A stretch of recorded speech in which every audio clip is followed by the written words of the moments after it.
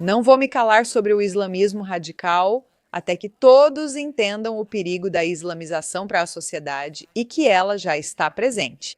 Isso já não é teoria, não está só nos livros, está presente. E quanto mais se falar sobre isso, melhor. Vamos celebrá-los, observá-los e ouvir o que tem a dizer. Precisamos compreender profundamente o que enfrentamos para reagir. E claro, maravilhosamente feito, como sempre. Glenn Beck, de quem eu pessoalmente sou uma grande, grande fã, está fazendo um trabalho tão bom ao falar sobre a islamização e os perigos disso. Nós vamos analisar isso, mas primeiro, certifique-se de que você se inscreveu, entrou para o canal e está comentando. Estou lendo todos os comentários e não acredito que não fiz isso antes. É muito legal. Agradeço tudo o que vocês dizem. Isso me dá muito em que pensar, mas mais importante ainda, me faz sentir muito amada e valorizada. E eu aprecio todos vocês. Então, obrigada por fazerem parte do nosso movimento. Estamos fazendo isso juntas. Vamos tornar a islamização algo do passado. Vocês me ouvem, meus amigos? Vocês me ouvem? Ótimo. Vamos lá. Olá, América. Quero falar com vocês sobre algumas coisas assustadoras.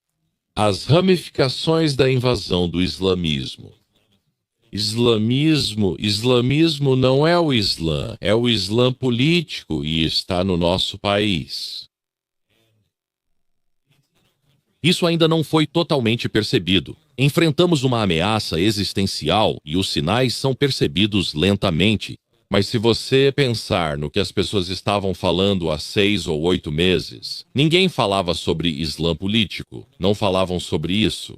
De repente, parece que está em toda parte. Certo. Primeiramente, ele está certo ao dizer que o Islã não é islamização política, pois é uma religião. É um livro, enquanto islamização significa adotar tudo dele para dominar e controlar. No entanto, não se engane, existe esse desejo das pessoas de dizer: precisamos separar os dois, porque um é uma religião bonita. Alguém já deixou no meu YouTube o melhor comentário que já recebi. E disseram: islamização é a cobra na grama, Islã é a grama. É o Islã que eles estão usando esse disfarce, esse ardil dessa bela religião, para esconder o que realmente acreditam nos bastidores. E eu acho e acredito que provavelmente existem muitos muçulmanos por aí que são muito pacíficos, pessoas muito boas que não acreditam na islamização. Mas no cerne disso, no núcleo essencial disso, esse é um problema que está todo entrelaçado em um só. A islamização política vem junto com o Islã. E todos precisam entender isso. Está ganhando velocidade, não só aqui, mas em todo o mundo. Amém. Eu já disse a vocês há meses, nós realmente estamos na Terceira Guerra Mundial. Estamos lutando contra o maior e mais perigoso inimigo que já enfrentamos desde a nossa primeira guerra no exterior. Eu vou discordar dele. Isso não é a Terceira Guerra Mundial, isso é a Segunda Guerra Fria. Estamos na Segunda Guerra Fria. Piratas da Barbárie, islamismo. Estamos lutando contra o islamismo político. Você só não percebeu ainda. Amém, eles perceberam, e esta é a Terceira Guerra Mundial, possivelmente a guerra para acabar com todas as guerras. Vou explicar tudo isso aqui depois do intervalo. Mas isso infiltrou nossas cidades, universidades, ONGs, o sistema judiciário, movimentos de protesto de esquerda, até mesmo os corredores do Congresso. A velocidade com que tudo isso está acontecendo pode já estar superando a da Europa neste momento. Eu conheço alguém que é chefe de gabinete de Lord Pearson. Ele está na Câmara dos Lordes Britânica. Ele esteve recentemente no Texas. Escreveu vários artigos sobre o que presenciou e ficou tipo: espera aí, eu já vi isso no Reino Unido. Eu não esperava ver isso enquanto visitava o Texas. Texas, acorde. América, acorde. Ele vai se juntar a mim mais tarde no programa para discutir tudo isso em detalhes. Ele escreveu um artigo sobre os tribunais islâmicos, os tribunais da Sharia, em Dallas, Texas, e até o ano passado, esses tribunais decidiram cerca de 300 casos. Agora, todas as mesquitas dizem que esses tribunais são voluntários, mas será que são mesmo? Quantas mulheres, crianças e outras pessoas já receberam decisões desses tribunais? Quantas dessas pessoas realmente têm voz em todo o processo? Infelizmente, poucas. E o fato de haver um lorde britânico que acha que isso está piorando mais nos Estados Unidos do que na Europa é absolutamente assustador. Acho que o ponto dele é que antes ninguém falava disso e agora virou o principal assunto. Todos deveríamos pensar nisso, pois é o que eles fazem. Eles vão devagar, devagar, devagar, devagar, devagar, devagar, devagar construindo, e então, de repente, tudo acontece de uma vez. E essa é a explosão que estamos vendo agora, e isso é assustador. Na Europa, isso já aconteceu, as explosões já aconteceram, elas só estão lá, só estão se acomodando. Mas na América, está explodindo agora, neste exato momento. E é por isso que a luta contra isso tem que se tornar a prioridade número 1. Aliás, se você se divorciou em um desses tribunais, você não está realmente casado. Porque se você se casou em um desses tribunais, você não está realmente casado. No Texas. Então a lei do Texas realmente ajuda? Você sabe quantos deles têm direito a um advogado licenciado para falar em nome deles nesses tribunais? O autor deste artigo notou que o que ocorre nos Estados Unidos começou no início dos anos 1980. No Reino Unido, os britânicos permitiram o primeiro conselho da Sharia como um gesto de respeito multicultural. Atualmente, existem cerca de 85 conselhos da Sharia. Eles lidam com centenas de casos todos os anos, e tenho certeza de que isso provavelmente é consistente com toda a Europa. As consequências, aquelas que seguem a ausência total de responsabilidade, são todas sofridas pelas massas. Acho que a ideia de tribunais religiosos é complicada, né? Porque se alguém acredita na religião, acredita mais nela do que no sistema jurídico. E nós definitivamente temos isso dentro da religião ortodoxa, mas dentro do judaísmo. Existe uma tentativa de realmente conectar os dois, de fazer com que processos religiosos também sejam processos legais, e eles estão muito, muito bem entrelaçados. O problema com os tribunais da lei Sharia é que as pessoas que seguem esses tribunais, esse sistema de crenças, na verdade fazem isso em detrimento da lei comum, algo que ele não disse. Eles não estão interessados na lei do Texas. Eles só enxergam como verdadeira a maneira deles de fazer as coisas. Eles vão evitar fazer coisas ilegais para não ter problemas. Mas quando você pergunta o que eles consideram realmente a palavra de Deus e a maneira certa de agir, eles seguem o sistema de leis dos tribunais da Sharia, que não protege as mulheres, não protege as crianças e realmente não permite a intervenção legal. Isso é mais profundo do que tribunais. Envolve toda a infraestrutura, o sistema de crenças religiosas deles e os mundos que constroem e dominam dentro disso, além dos já existentes. Os sistemas legais criados para proteger esses civis não terão qualquer jurisdição nessas comunidades. A temporada de Natal já chegou, e com essa época do ano vem um tom já muito familiar. Em lugares como o Reino Unido, Alemanha e em toda a Europa, os mercados de Natal agora estão sendo cancelados. Não são dadas muitas informações sobre o motivo, mas existe um artigo, este artigo, que explica tudo de forma bem clara. A proteção contra terrorismo é muito cara. Tem uma cidade na Alemanha que é Kreis. Há séculos, essa cidade possui um mercado de Natal e agora há uma mesquita ao lado dele. E eles disseram que custaria mais para a cidade proteger o mercado de Natal do que realizar o mercado de Natal. Então eles o cancelaram. Isso é inaceitável. Eles não buscam só liberdade religiosa própria, nem pedem liberdade apenas para o Ramadã e Feltar ou outras práticas deles. Eles querem impedir práticas religiosas alheias e aí surge o problema. Quando você tem uma religião que não acredita apenas na própria religião, seja ela judaísmo, cristianismo, etc., mas acredita que precisa impor sua religião sobre todos os outros e impedir que outras religiões sejam celebradas. Meus amigos, Ruim para o mercado de Natal que está acontecendo, se eles conseguirem pagar a conta de segurança, bem, eles vão conseguir. Cenas como esta em Bruxelas. Feliz Natal, não fique muito confortável. Se essa cena em Bruxelas parece familiar para você, provavelmente é porque você já andou por uma rua na Filadélfia. Agora, quero deixar claro que nada do que estou alertando é racista, islamofóbico, etc, etc, etc. Existe uma diferença clara entre muçulmano e islamismo político. É uma ameaça que está se espalhando e as pessoas que a promovem já estão com metade do plano concluído para tomar este país e o mundo todo. Além de contar o que acontece hoje e seu impacto no amanhã, meu trabalho é também olhar para o futuro. Também te ajuda a argumentar com quem não assiste ao programa ou pensa diferente de você. E por isso quero te lembrar, porque isso é algo que você precisa fazer quando estiver argumentando e falando sobre esse assunto. Você precisa fazer a distinção entre ser um seguidor do Islã e um seguidor do Islã político, um islamista. Islamismo são duas coisas diferentes. Ok, um muçulmano, obviamente, eles seguem a religião do Islã. São cerca de 2 bilhões de pessoas no mundo. No entanto, não é extremo, é político. Um islamista usa o Islã para forçar mudanças políticas ou civilizacionais. Do total da população muçulmana mundial, estima-se que de 10 a 15% sejam islamistas. Mas eles governam o mundo porque têm um punho de ferro. Isso significa que há entre 200 e 300 milhões de islamistas políticos no mundo, considerando a estimativa mais alta. Isso é uma população, sabe, quase equivalente à dos Estados Unidos inteiros. Vamos nos aprofundar, pois é fundamental entender que há 2 tipos de islamistas. E para entender isso, vamos usar o marxismo como exemplo.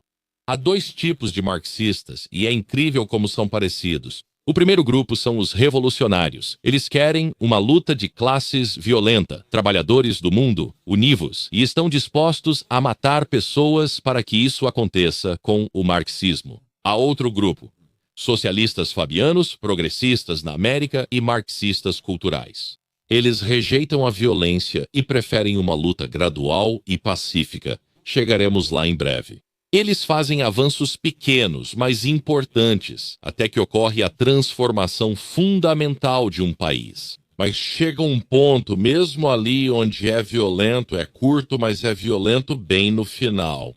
Ok, essas pessoas usam o sistema contra ele mesmo. Elas não o destroem, mas o objetivo final é exatamente o mesmo. São só 2 métodos diferentes. É assim que os islamistas atuam. O primeiro grupo é formado pelos jihadistas. Eles forçam mudanças violentas através do terror, atentados, decapitações, todas essas coisas. Eles fazem exatamente como em qualquer pesadelo que você imaginar. Mas o segundo grupo, eles agem como progressistas, eles agem como os socialistas fabianos. Eles usam o sistema estabelecido e operam dentro do sistema judiciário, dentro do sistema educacional e de todo o aparato legal. E eles mudam tudo lentamente de dentro para fora. É isso que vem acontecendo com a Europa e agora aqui em casa. E a Irmandade Muçulmana tem sido um dos principais facilitadores desse plano agora. Um relatório foi divulgado há poucas semanas, segundo a afirmação. Citação: o plano de infiltração da Irmandade Muçulmana é uma operação marcada para ser concluída em 100 anos. Agora, de acordo com os cálculos deles, eles já completaram 50 anos desse plano. O objetivo declarado é, cito, transformar a sociedade ocidental de dentro para fora, e eles têm, cito, infiltrado secretamente seus aliados e sua ideologia nos campi universitários e em outros pilares da vida americana. Esse é o objetivo declarado da Irmandade Muçulmana. Por que eles têm permissão para operar dentro dos Estados Unidos? Por quê? Vou discordar dele em alguns pontos do que está dizendo e pelo fato de ele estar tentando. Primeiro, ele faz essa grande distinção entre Islã e islamização. E eu acho que isso é um ponto morto neste momento. Eu simplesmente acho que é irrelevante. Eu acho que o número que ele mencionou também está incorreto. Eu não acho que seja de 10 a 15, eu acho que é mais. Algo como 20 a 25% estão islamizados, o que equivale a cerca de 300 a 400 milhões de pessoas. Além disso, ele não fala que essas pessoas estão infiltradas em todo lugar. O filme, as imagens vão fazer parecer que são pessoas do Estado Islâmico, do Iraque e da Síria vivendo no Afeganistão. Não é, eles estão em todo lugar, eles estão em todo lugar. E a Irmandade Muçulmana tem esse plano, é um plano de 100 anos. Eu li tudo, eles estão trabalhando nisso todos os dias. E agora estamos vendo isso funcionando de forma acelerada, e é assustador. Você já conhece a Irmandade Muçulmana, pois falamos disso diariamente. Nós toleramos isso bem por causa da islamofobia inventada. Isso faz as pessoas se calarem até que as coisas pioram tanto que pensam: não devo mais ficar calado. Algo está acontecendo e vai ficando cada vez pior, a menos que pessoas boas se levantem da maneira certa. Agora, a boa notícia é que finalmente há alguns representantes eleitos que estão começando a agir. No mês passado, o governador do Texas, Greg Abbott, classificou a Irmandade Muçulmana e o Conselho de Relações Islâmico-Americanas, Conselho de Relações Islâmico-Americanas, como organizações estrangeiras, terroristas e criminosas transnacionais. Agora, se o estado do Texas, e isso é um grande se, realmente der força a isso pode significar que essas organizações não poderão mais adquirir terras no Texas. E o procurador-geral agora teria liberdade para tentar fechá-las. Mas por quê? A inclusão do cuidado? Bem, cuidado, um dos principais grupos que a mídia cita são os especialistas em islamofobia, e eles encerram qualquer coisa que conseguem controlar, e isso é crítico. A ligação deles com a Irmandade Muçulmana é ainda mais profunda, revelando detalhes raros do interior da jihad civilizatória islamista. É uma pequena espiada por trás da cortina que remonta ao início dos anos 1990. Em 1993, o FBI grampeou uma reunião secreta da Irmandade Muçulmana na Filadélfia. E isso revelou esse plano, já falamos sobre isso 1 milhão de vezes neste programa, mas revelou esse plano, que as organizações deles baseadas nos Estados Unidos da América estavam sendo usadas para financiar o Hamas com milhões de dólares para travar guerra contra Israel. Toda a reunião foi sobre como enganar o povo americano, disse um membro de alto escalão. Cito: "Juro por Alá que a guerra é engano. Engane seu inimigo, que seríamos nós." Eles enfatizam a importância de, cito, influenciar o Congresso e infiltrar os meios de comunicação americanos, universidades e centros de pesquisa. Fim da citação. Agora, se não fosse pelo fato de que nossas vidas inteiras estão em jogo, eu diria que isso é bem interessante, mas é um pouco mais do que isso. Estas são todas as instituições americanas que atualmente sempre defendem o Hamas e condenam Israel. Agora tenha em mente que todo o propósito dessa reunião era facilitar a jihad através do Hamas contra Israel e com doações em dólares americanos. Um dos participantes dessa reunião secreta era um diretor de relações públicas chamado Nihad Awad. Ele nunca foi indiciado. Na verdade, Awad se tornou o diretor executivo nacional da Conselho de Relações Islâmico-Americanas, o Conselho de Relações Americano-Islâmicas. O que ele não está dizendo para você aqui, talvez ele diga em um segundo, é que a Conselho de Relações Islâmico-Americanas foi criada para que eles pudessem criar um grupo de porta-vozes, como pessoas para representar como um grupo muçulmano oficial, voz. Mas, na verdade, seria a Irmandade Muçulmana, certo? Então, quando o governo precisava de um representante islâmico a quem recorriam, eles não podiam ir à Irmandade Muçulmana, mas podiam ao Conselho de Relações Islâmico-Americanas, que é basicamente o porta-voz da Irmandade. É como a Al Jazeera. Mas as autoridades políticas realmente acreditavam que estava fora do radar. Uma nova organização de fachada que não tinha ligações evidentes com o Hamas. Agora, aqui está uma foto de Awad com Linda Sarsour. Aí estão eles. Sarsour foi fundamental na eleição de Mamdani em Nova York e o local desta foto. Quão bom você é em reconhecer paredes brancas? Esse é o salão da infiltração do Congresso. Sim, acho que está completo, mas olhe o que está acontecendo em Nova York. Mamdani, alguém está realmente falando sobre isso? Alguém está dizendo, ei, sabe, acho que ele realmente quer dizer o que fala para a comunidade muçulmana. Quando fala com pessoas como eu, ele não fala sério sobre isso, dizendo, não, é só conversa. Agora talvez haja uma luz no fim desse túnel escuro, escuro, escuro, escuro, escuro. O governo Trump acabou de seguir o exemplo do governador Abbott e começou a processar e designar certos capítulos da Irmandade Muçulmana como organizações terroristas estrangeiras. Isso não poderia acontecer rápido o suficiente. As coisas que temos visto, como tudo está acontecendo, essa jihad civilizacional lenta e metódica, essa transformação continua até hoje. E, segundo os próprios cálculos deles, estará completa em 50 anos. Eu não acho que vai levar 50 anos para eles. E é melhor a gente acordar. Ontem à noite tive uma conversa com alguém da Inglaterra e estávamos falando sobre isso. E ele disse, Glenn, você sabia disso? Quero dizer, a Irlanda realmente não existe mais? A Irlanda, como você conhece, acabou. É islâmica, está em todo lugar. Você tem que ir para a periferia da Irlanda para encontrar a cultura irlandesa hoje em dia. Perguntei como o Reino Unido sobreviveria, e ele respondeu que não tinha certeza se conseguiria. Eu acho que pode entrar em guerra civil, e estamos vendo sinais disso agora em lugares como a Irlanda. Você já viu os caras de máscara de esqui que são irlandeses brancos? Eles falam de bombardeios e tudo que pensávamos ter acabado nos anos 80.